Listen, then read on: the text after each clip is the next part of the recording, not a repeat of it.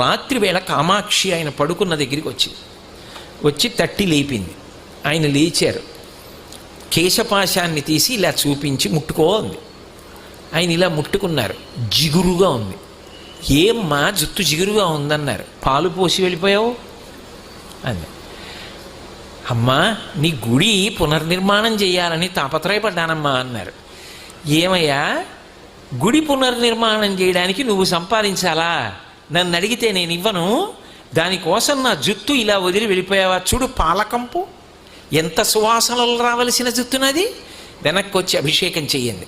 రాత్రికి రాత్రి ఆయన బ్రిటిష్ ప్రభుత్వం వారిని అడిగారు తలుపులు తీయమని. తీశారు. వాళ్ళ గౌరవం కొద్ది.